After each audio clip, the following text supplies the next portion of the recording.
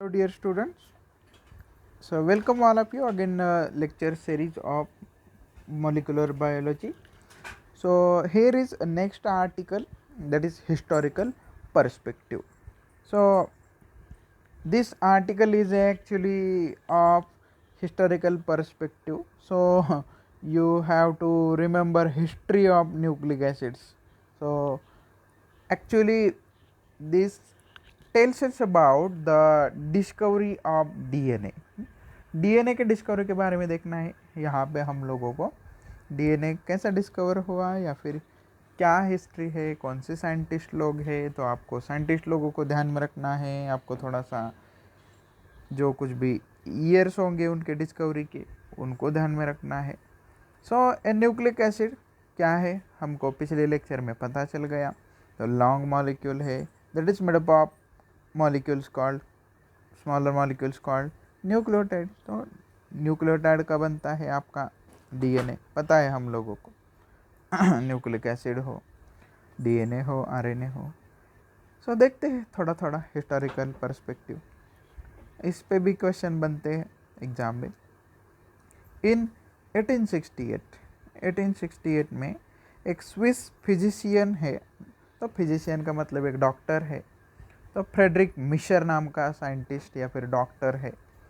So he was studying pus cells, जो कुछ भी जख्म होते थे लोगों के, तो उससे जो वाइटिश फ्लूइड बाहर निकलता था, पस सेल्स, मराठी में आप पू कहते हो उसे। So he isolated a new compound that was acidic in nature. So Friedrich Miescher isolated a compound from nuclei of pus cells. So उसने एक कंपाउंड का आइसोलेशन किया, पस सेल का स्टडी करके न्यूक्लियाई से किया, पस सेल की जो न्यूक्लियाई होती है।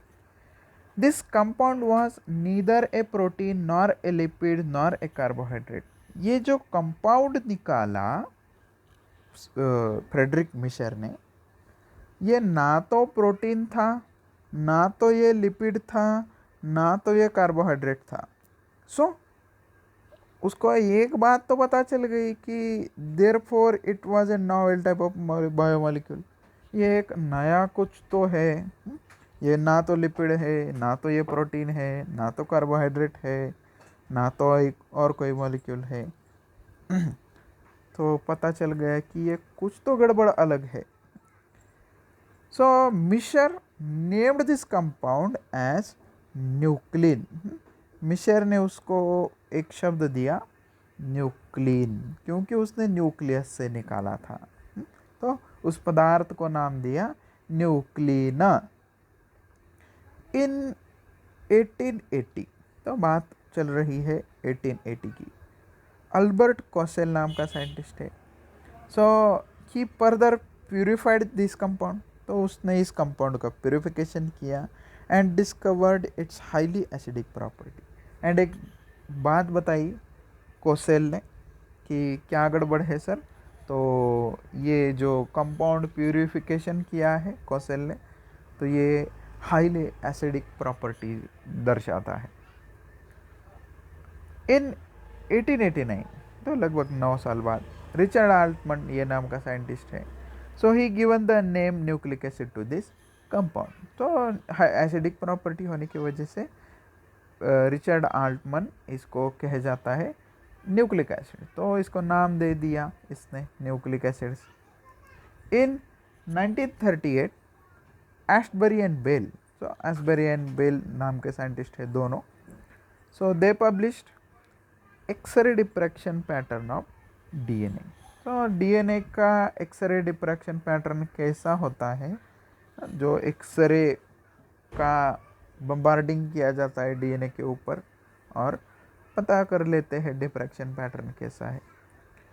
एंड फाइनली इन 1953 में जेम्स वैटसन एंड क्रिक, जिसका हम लोग मॉडल देखते हैं डीएनए का डबल हेलिक्स वाला, तो इन दोनों ने डिस्कवरी किया था। So James Watson and Francis Crick, they both determined the structure of DNA.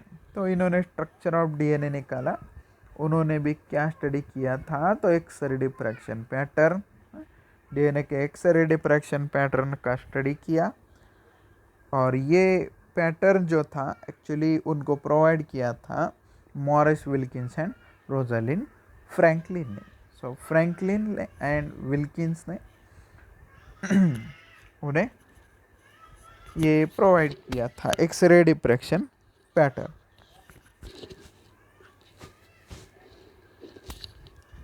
जिसके लिए उन्हें नोबेल मिला था। So for this discovery Watson, Crick and Wilkins awarded with the Nobel prize in physiology and medicine in 1962। लगभग 10-11 साल बाद उन्हें ये नोबेल प्राइज़ मिला था डीएनए के स्ट्रक्चर के डिस्कवरी के बारे में।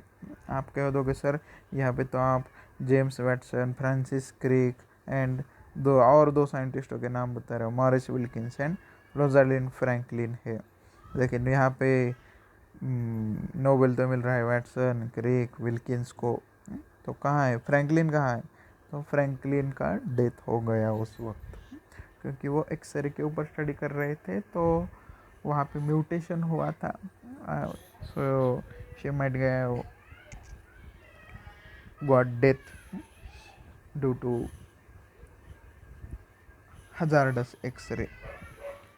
सो ये नोबेल प्राइज़ जो है डेथ होने के बाद नहीं दिया जाता है, उस व्यक्ति को नहीं मिलता है।